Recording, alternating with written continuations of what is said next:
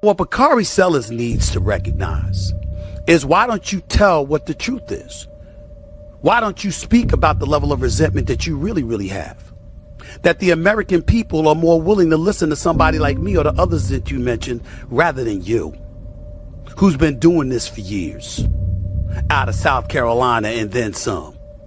Nobody care what you have to say. I'm giving you pub right now by talking about you. Sit your ass down. I wanted to spend a minute and respond to the comments made by Stephen A. Smith on his podcast yesterday.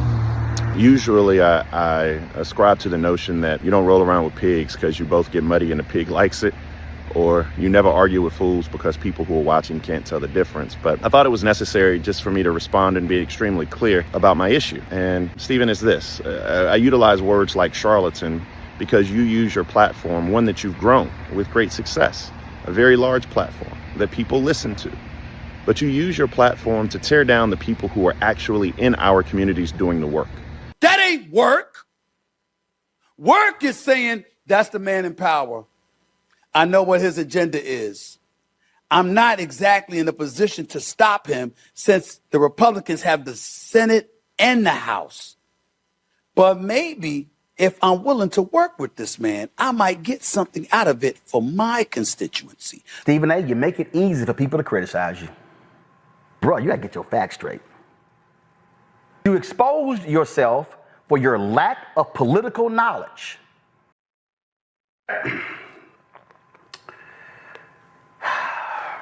Well, as I'm sure most of you know by now, Stephen A. Smith has come out and made an apology to Jasmine Crockett. The saga continues between Jasmine and Stephen A. and Bakari and even Roland Martin and people like that have all kind of gotten involved and, well, been involved. But Stephen A. has come and made an apology. Most people are not surprised. This is kind of very typical of Stephen A. Smith. Tends to kind of say these incendiary things and that, sparks outrage and then comes back later and goes, well, what I meant was, and then, says all that. But let's go ahead and get into some of that. I wanted to take a moment because I saw something disturbing in regards to President Donald Trump and how he came at Representative Jasmine Crockett. And I wanted to take this opportunity to attack this issue as it pertained to me and Jasmine Crockett, because I personally have had an issue with how things have been misconstrued and misinterpreted. But at the end of the day, I have to own it. And that's what I'm going to do today. And so when somebody says to me, Stephen, rather than point to her and her verbiage and her language and how she talked about the president, what about how he talks? I have no problem with that. I can understand that.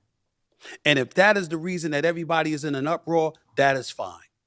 And I have no problem apologizing to my sister, because damn it, I want her to know I don't feel that way about her. Just like I didn't feel that way about Kamala Harris. Just like I don't feel that way about the marvelous, the wonderful, the incomparable, the greatest first lady ever, and Michelle Obama, in my estimation, or anybody else. But what we're going to do on this show is understand who the hell I am and how it's going to be as long as I'm doing this show. I have no problem apologizing if I'm wrong. I have no problem apologizing if I've made somebody feel a certain kind of way. But I'm going to challenge the legitimacy of what people come at me with when I think that challenge is warranted and deserved. If you came to me and you said to me that it came across as a bit dismissive, Stephen, you should have been more protective of her than that, because look at how he speaks. Look at how they act on Capitol Hill towards her. I understand that. But when somebody tries to take that to accuse me of being disrespectful or in any way misogynistic, I'm going to push back on that, because that's emphatically false. There's no truth to that whatsoever, and I'm not accepting that, and I'm not owning that. I can sit up there and I can look at Representative Jasmine Crockett. Do you know what I think she should be doing? I think she should be competing for the Senate seat in Texas or for the Attorney General spot, because she's qualified. I personally think Kamala Harris should have ran for governor of California. I've said it for the record that if Michelle Obama was running for president, she would have beat Trump, in my opinion. I think she'd have done it. That's how I feel. Okay, so as you can see, he's really kind of coming in a lot nicer. He's trying to kind of say more of what he was saying the first time, about how, he did respect her. He did think that she was smart. He did think that she was fully capable. Just kind of coming in, and now he's kind of throwing in that she should run for Senate. He's bringing Michelle Obama and Kamala Harris into the mix. I don't really agree with with the Michelle Obama. I don't know. I don't know. She definitely probably would have gotten a lot more votes than Kamala Harris, though. A lot. She tends to be far more revered, but I just don't think she would have the political savvy. Of course, granted, she couldn't do much worse than Kamala Harris, in my opinion. But yeah. So anyway, we'll see some more. But somehow, some way, it's never enough for some people out there. I understand. I would advise you to get over it or buckle up, because I'm not going away. This is my show. I will say what I feel and I will do what I want. It doesn't mean I'm going to be insensitive. It doesn't mean that I don't care about our community. A matter of fact, most of the trouble I get in is because I care about our community. And that's what I was saying the last time was, he wouldn't have said any of these things if he didn't care. I've gotten some comments on some of my past videos about how I'm, I guess, basically simping for Stephen A. Smith, how I'm championing him and I'm on his side. I'm not really taking a side, but I do agree with people here and there, and I disagree with people here and there. I agree with where he's coming from in this situation. You're out to represent a constituency. Now, I don't care if you want to go out in public and drop F-bombs and do street talk or ghetto talk or whatever you want to call it. I don't care about any of that. But you do have a job to do. You are being paid to be there, and you should take it a little more seriously. And that's my opinion, and that's where Stephen A. is coming from. Now, he's not so much walking a lot back of what he said. He's just kind of coming out and making sure he's paying her compliments. He still is, for the most part, standing by what he said. He just been basically doubling down or tripling down, whatever it is, that he did not mean to offend or anyone or her or whatever. And granted, I mean, obviously, as we know, he's taking a lot of backlash for this. But to touch on his point with a Jasmine Crockett, you have a job to do. You are out there to do a job. I understand you're taking a page out of Trump's book, and there's a lot of politicians that are doing this. And, Kamala has now been dropping F-bombs and MFers and all this other stuff. Completely inauthentic, and it sounds ridiculous coming out of her mouth. It's like, just be you. Just, learn how to form a sentence. But anyway, we'll get more back to this. And the reason I'm bringing this up and the reason that I'm willing to attack this subject, because this really ain't about Jasmine Crockett. I respect her. I wish her nothing but the best. I was simply asking a question. That's all. What's working for you? Because I don't want her to lose the prowess that she has. I want it to continue to gain and elevate. We need resistance to what we see going on in the streets of America. I asked a question. I get it now with Trump feeding into that nonsense, giving him fodder or ammunition to continue to go out there and talk about our black women that way. I got it. I don't like that at all. I don't want to be associated with nothing like that. And I apologize, because I respect the hell out of Jasmine Crockett and what she has accomplished. I absolutely do.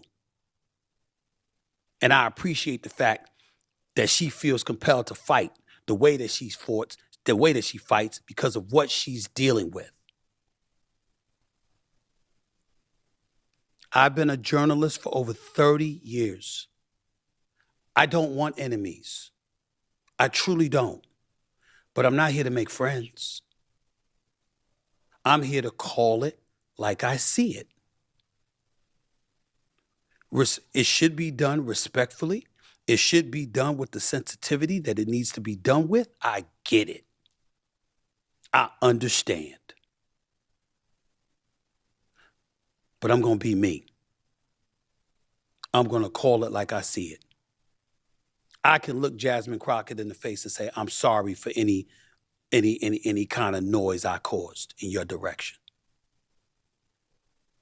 Because she is accomplished and she is smart and she does have an incredible challenge working in this political climate on Capitol Hill. And when Trump came at her like that, I said, damn it, I was pissed off because I said, that's what they're talking about. When they're saying, you know what, when you question something about her, it's going to invite that. I understand. But we also need to be able to ask her questions. Just like we would ask Kamala Harris questions, just like we would ask AOC questions, just like we would ask Gavin Newsom questions, just like we would ask Chuck Schumer questions or anybody else. That comes with it. It comes with it. The times that we live in, the times that we live in, the times we live in. Yep. Absolutely true. Which is why I was screaming to get our focus away from the cancer culture and identity politics and the kind of things that would turn off 77 million voters. Yeah. So there's kind of two takeaways from this. You know, either because of the backlash within the Black community that they gave him, all the hell that they rained down upon him the last 2 weeks, he's either going to backtrack to appease them, or again, he's like, look, I'm going to say this again. I do care about a Jasmine Crockett being in the in the political space, on Capitol Hill, being a lawmaker and disrupting that environment. He does seem to care about that. Now, I guess you can kind of be the judge on whether he's legitimate or being authentic or not, but those are kind of your two takeaways. He's either doing this to appease the Black community and get them off of his back, or he is coming back and saying, look, I do care about this girl and I do want her to do well. My criticism was fully constructive from the beginning. And you kind of chose this life. It shouldn't matter basically what the color of someone's skin is. He should be able to ask those kinds of questions. He should be able to take her to task. I totally agree with everything that he did. I don't really see why the backlash was so strong against him.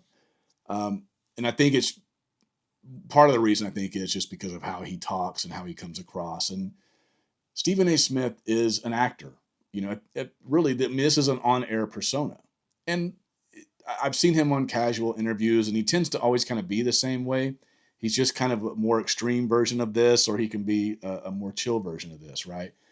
But anytime he's on TV, or in front of a camera, I should say, it's a bit theatrical with him. That's just kind of who he is. And maybe when the majority of your career has been based in sports commentating, it just comes with that territory. And now that he's gotten more political these last few years or whatever it's been, he's brought that same, flavor and persona into that realm.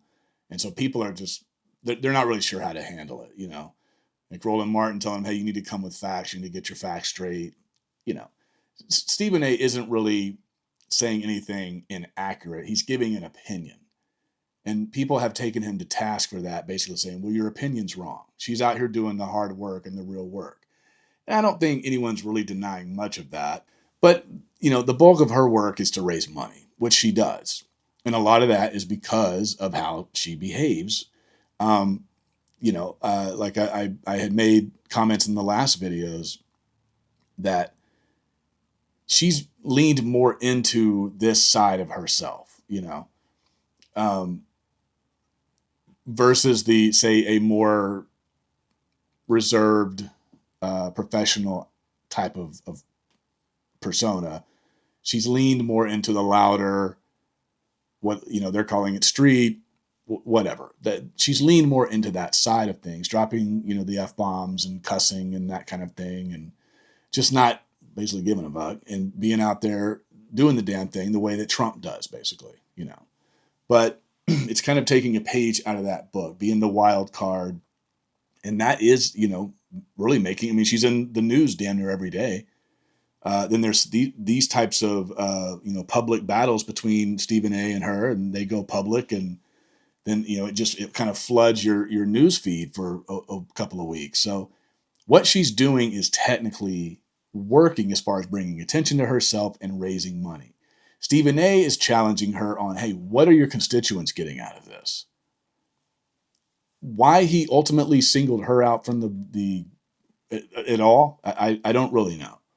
But my assumption would be he actually cares about how she's conducting herself in public. But anyway, we'll do some more. Times are tight, and the slightest little thing can turn people off. And in the end, as trifling as President Trump can be, the fact of the matter is, millions upon millions of people felt that he was closer to normal than the Democratic Party. What you gonna do about that? I have a right to ask that, just like anybody else, especially since I want the Democrats to regain some power in Congress. I don't want the Republicans having the White House, Senate, and the House. I want the Democrats to have some power somewhere. I want to help. I'm not trying to hurt. And I think being quiet and saying nothing and not challenging the strategy that's been employed hurts us as a community. I have always felt that way. And I will always feel that way. But that doesn't mean I'm always right. And it doesn't mean that I'm beyond apologizing when I'm wrong. In any way. Because I'm not here to hurt. I'm here to help. To do my little small part, however small that may be. That's who I am. And that's who I'm going to always be. Town Hall. Next month, if you want it. Say the word. Jasmine Crockett will be welcome. AOC will be welcome. All of them will be welcome. We could have it right in the nation's capital. I'll conduct it myself. Nobody's hiding. Because we're all supposed to be in it together. Appreciate y'all time. That's all I have to say. Y'all take it easy until another day. Until then, peace and love. Well, there you have it. It's Stephen A. At the end of the day, I would say it's that. I feel like most of it was genuine. He apologized, and then at the same time, he said, I'm still going to be me, which I think is very typical of how he normally would behave. He's done these types of, he's been in all kinds of hot water before, or at least with other people, for espousing his opinions and sometimes being too abrasive and as far as other people are concerned. But all in all, I think he was sincere.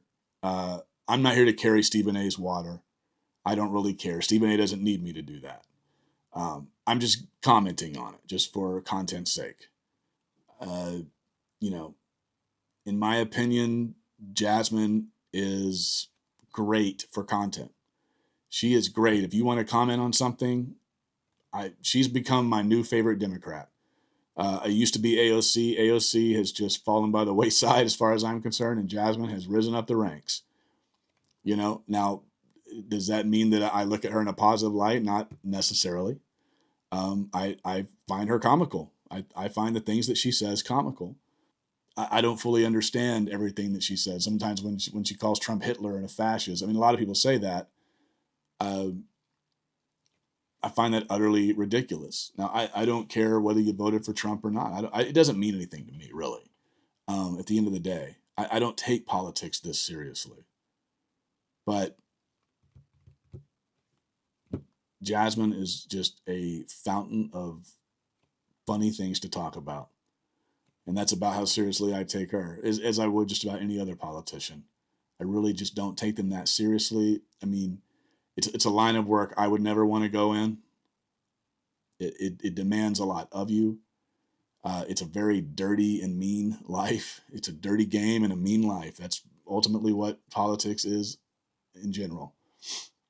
So with that being said, I'm out of words, and I'm going to sign off on this video. Thanks so much for watching. Those of you who did, as always, feel free to comment, like, share, subscribe, whatever.